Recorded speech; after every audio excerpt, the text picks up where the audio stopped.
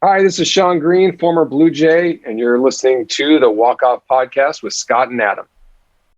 I never expected to leave. So what happened was, it was at the very end of the year, and I had a great year, and I was a year away from free agency. And so my agent said to me, he said, "Hey, the Jays either want to sign you to a long-term deal or trade you." And at the time, I was the Jays were up for sale, right? We couldn't just spend that little bit extra to get, the one player we need, the one pitcher we need or whatever to get over that hump.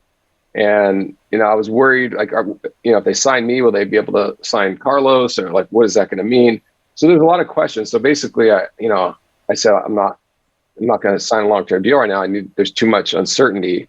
And so assuming that's, you guys are going to trade me, these are the teams that, I'd want to go to. And the reason I had that kind of leverage in terms of what teams was because someone's not going to want to trade at that time. Maybe it's different now because people value prospects in a different way. But at that time, they're not going to trade a player somewhere or trade their prospects for a player that's going to walk in a year. So so you get a 72-hour window to negotiate a long-term deal. So that's kind of how it unfolded. It sort of just came out of nowhere. And I think the team, having had Alomar, walk, and, not getting anything in return, I think that was maybe kind of what set that up. But, once that was thrown out there, then we kind of ran with the trade, and that's what happened. And, I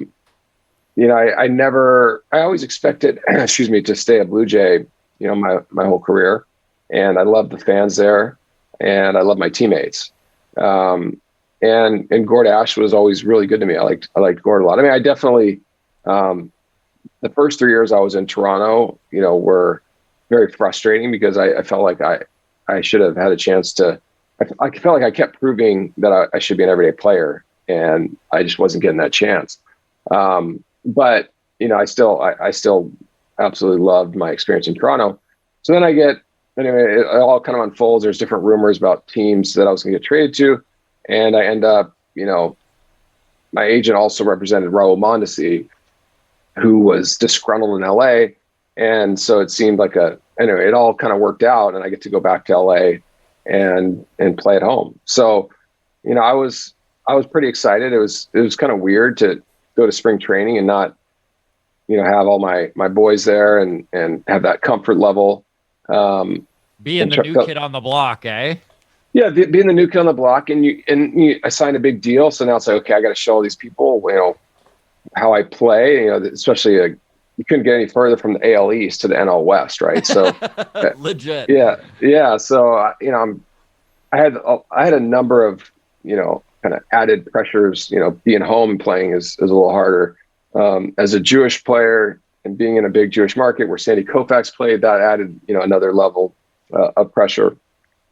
And then the Dodgers were, they were spending a bunch of money and expecting to win. They had just signed the year before Kevin Brown for, over $100 million, which I think was the largest contract at the time. So there was these added pressures that were different than playing, had I stayed in Toronto. And at first, I got off to a good start, and then, I just sort of, I just started struggling. I wasn't hitting enough home runs in my mind. So I think about 2 months in the season, I was hitting over 300. But I had, maybe 10 home runs. So I was looking, geez, last year at this time I had, closer to 20 home runs. I'm slacking. I got to start hitting some home runs. And then I just, kind of start spiraling downward, and ended up having, it wasn't a terrible year. I had, hit 24 home runs with 99 RBIs, but, it wasn't what they had expected. So that was a tough, kind of reset for me. And, it was weird because I always lived in California in the off season, and now I'm living and playing in the same place. So it's like I would wake up in my, in my bed, and it felt like it was the off season because I was at home. So it's just like, it was a weird transition for me that I think it's hard to understand unless you're playing. But Toronto for me was baseball. Like I go there, I'm in my apartment, like I'm here to play baseball, and that was the feeling. So I had to try to merge those two worlds, and I think it took a little time to kind of sort everything out. That's really interesting that moving to LA, you had to develop a whole new mental approach to the game again. Yeah, no, it is. It's strange because yeah, you baseball's so much about like how you're feeling and being in the right. Yeah, it's weird. Like, you go to certain cities and you feel good walking in the stadium or the hotels. Restaurants. And that was the other thing. Going to the National League, I didn't know these cities. I didn't even know how to get into the stadium in a lot of places. Like, where do I go? I felt like a rookie. It's Yeah. true. It's now all of a sudden you don't have that comfort level. Whereas, in the American League, I'd walk into Cleveland and I loved hitting there. So I love, as soon as we get to the hotel in Cleveland, I feel good because it's a place I love to hit, And so there was it was a, felt like a rookie again. And I felt like, there's these added things that I had to prove myself out. So I know you mentioned that in 2000, when you first went to the Dodgers, you had what you thought was a down year home run wise.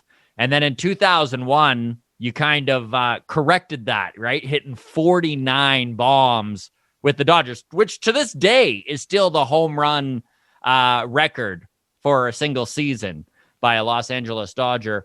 What was it about that year that kind of got you back on that home run path that you were on before? And what does it take to hit those kind of power numbers?